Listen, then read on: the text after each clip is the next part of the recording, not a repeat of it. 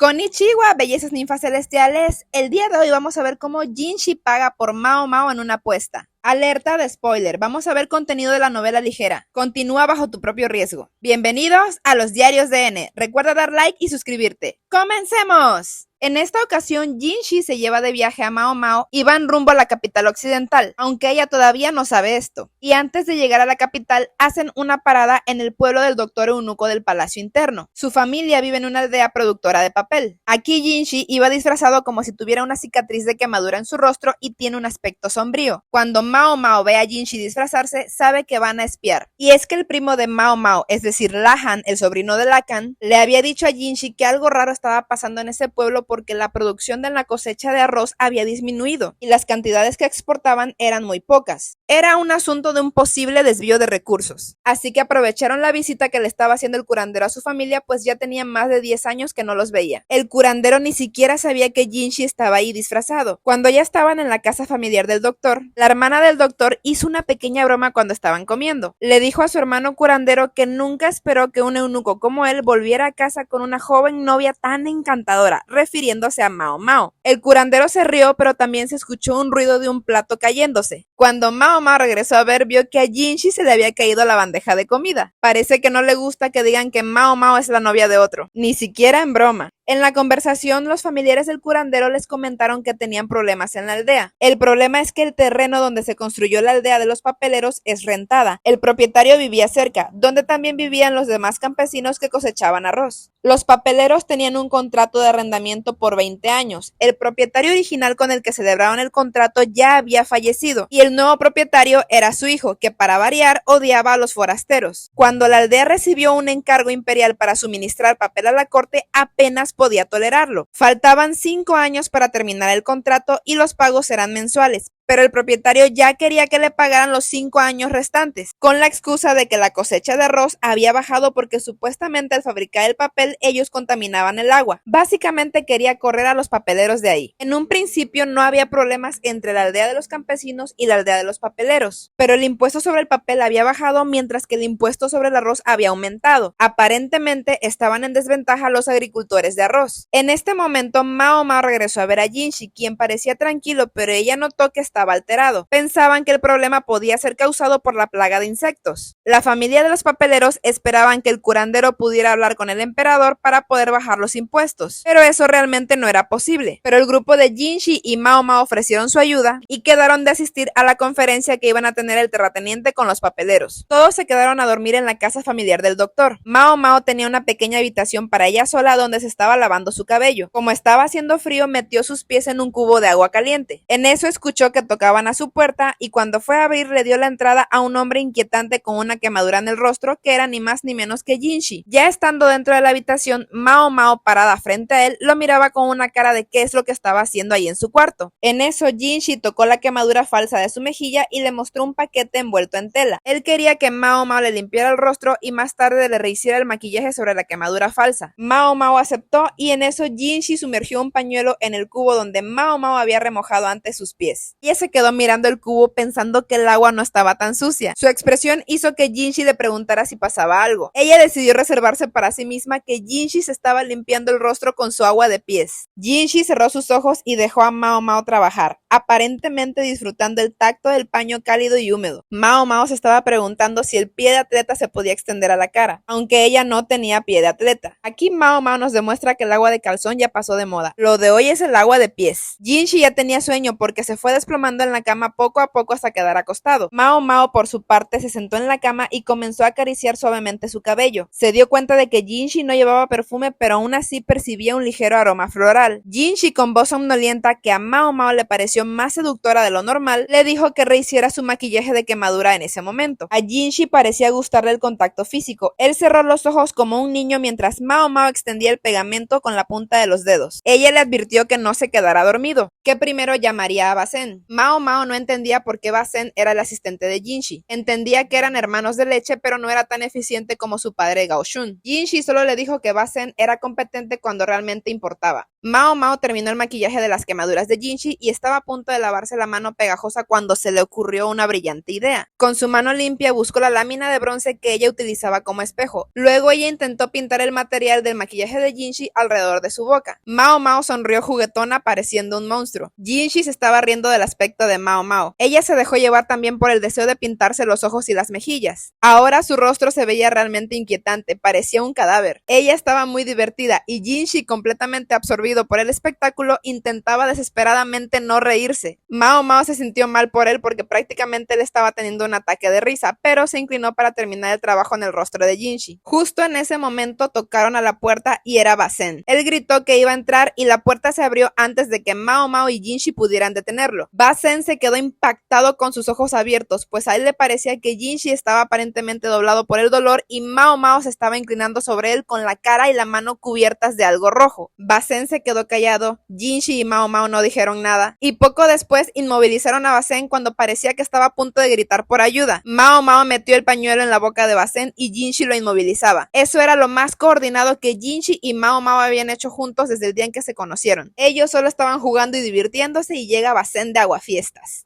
Al día siguiente estaban en el restaurante del pueblo donde vivía el propietario que les arrendaba la tierra a los papeleros. Mao Mao era la única mujer del grupo acompañando a Jinshi y a la familia del doctor. Ella observó cosas que se le hicieron raras. El restaurante era bastante grande y a veces también daba posada. Y con su ojo de borracha se dio cuenta de que había una gran cantidad de alcohol para un lugar de ese tamaño y que estaba localizado en un pueblo. No solo tenían vino corriente, sino también tenían licor de buena calidad. Esto era raro teniendo en cuenta que supuestamente había problemas en la economía local. El terrateniente y los papeleros hablaron del contrato de arrendamiento. Básicamente quería que le pagaran los 5 años restantes, lo cual era imposible para una pequeña aldea productora de papel. En pocas palabras, quería correrlos de ahí si no pagaban. Mao Mao se pidió una copa de vino dándose cuenta de que los campesinos bebían de los vinos caros. Jinshi también se dio cuenta de lo que pasaba, así que apoyó a Mao Mao. Era raro que los campesinos bebieran alcohol caro si se supone que estaban en crisis por las malas cosechas de arroz. Así que Mao Mao retó al propietario a un concurso de beber alcohol. Los campesinos y el propietario se burlaron de ella. Jinshi y Basen se veían tranquilos porque ya estaban acostumbrados al comportamiento típico de Mao Mao. Ella le preguntó al curandero cuánto les quedaba de deuda, siendo un total de 4.500 piezas de plata. Con esta información, Mao Mao sugirió una apuesta al concurso de borrachos. El propietario se burló de ella preguntándole qué tenía ella que apostar.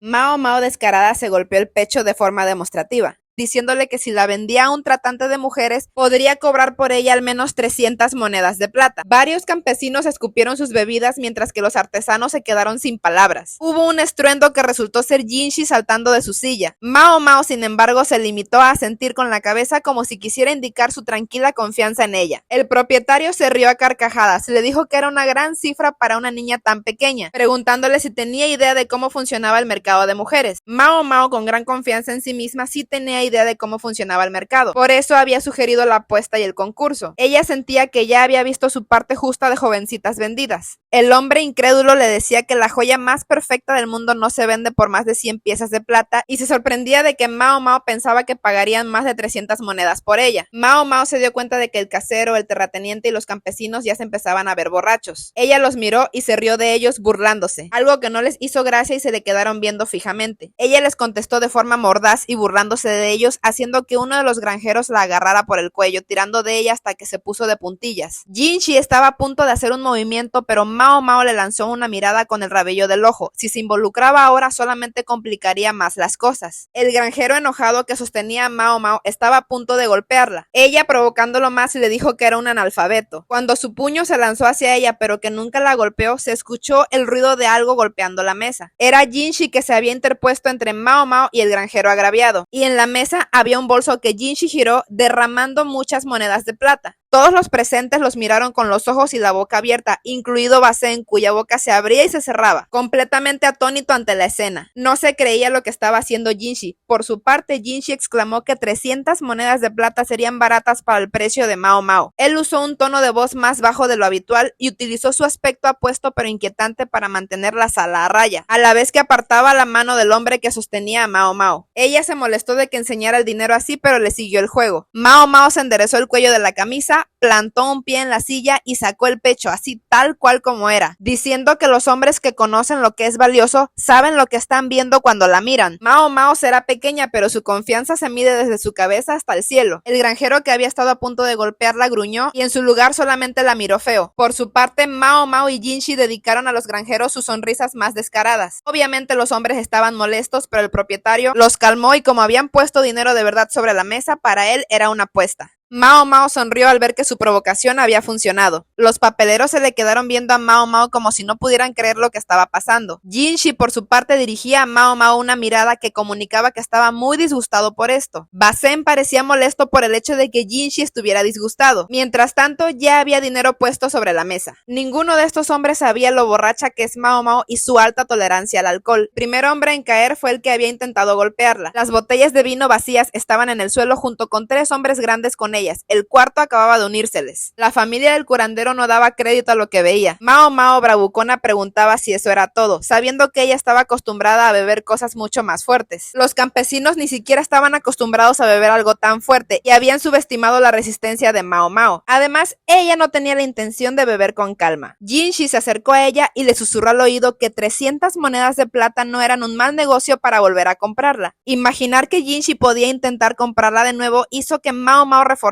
su decisión de no perder esta contienda. Es importante mencionar que un alcahuete dispuesto a vender a una muchacha aldeana con 20 monedas de plata hacía un buen negocio. Jinshi realmente tenía un sentido del valor muy sesgado y sobre todo cuando se trataba de Mao Mao. En este punto Jinshi pagaría lo que sea por ella. A Mao Mao solo le faltaba vencer a uno más para cubrir la cantidad equivalente a la deuda de los papeleros. Y es que Mao Mao ya había hecho que durante la apuesta los granjeros firmaran un contrato. El último en enfrentarse a ella fue el terrateniente, a quien venció con el alcohol más potente que tenía. El propietario y los campesinos no querían hacer válidos los contratos firmados durante la apuesta, así que Mao Mao los amenazó poniendo al descubierto su evasión de impuestos. Este era el origen de los números no coincidentes que tanto habían preocupado a Jinshi en tema de la economía de ese pueblo. Hacer alcohol requiere permiso del gobierno, además de que en la producción de vino también se ocupa arroz, lo que significaba que la cosecha de arroz estaba mejor que nunca y facilitó la producción de alcohol. Ellos trataron de evitar que esto se descubriera y además es un delito la evasión de impuestos. Eso explicaba por qué tenían licor en abundancia a un precio más barato y exportaban menos arroz, argumentando que había problemas en la cosecha, lo cual era falso. Es decir, estaban haciendo una doble evasión de impuestos. Al final se dieron cuenta de que el propietario estaba ensañado con los papeleros porque su hija andaba con el hijo mayor de los familiares del doctor. Esto hizo a todos enojar porque por su interés romántico casi lleva a la ruina a su familia. Al escuchar esto, Mao Mao se puso sobria al momento y decidió volver a beber de puro coraje. Todos se le quedaron viendo incrédulos, pero ella no estaba ni cerca de su límite en alcohol. Al final se acordó que el pueblo de los artesanos podría pagar la deuda restante en los próximos 5 años como se había acordado originalmente en el contrato. En cuanto al asunto de los pagos del terrateniente a Mao Mao, se resolvió con el entendimiento de que enviaría una cantidad específica de arroz a la casa Verdigris regularmente durante los próximos 10 años. Sabían que los funcionarios del gobierno iban a ir a realizar una inspección, pero eso ya era otro asunto. El curandero se quedó temporalmente en el pueblo junto con su familia y Jinshi y Mao Mao retomaron su viaje rumbo a la capital occidental. Lo que Mao Mao no sabía es que allá se iba a celebrar un banquete para que Jinshi escogiera una esposa. Estén pendientes de ese video en las listas de reproducción. Díganme en los comentarios qué opinan de la confianza de Mao Mao en sí misma. No solo en ella, sino también en la confianza en que Jinshi la va a respaldar. ¿Cómo ven esta dinámica ustedes? Además de esos momentos donde se ve que a Jinshi le da algo cuando mencionan a Mao Mao o ella se involucra en algo. ¿Ustedes qué opinan, bellezas? Me gustaría leerlos. Y bueno, mis bellezas ninfas celestiales, muchas gracias por su apoyo y por estar aquí.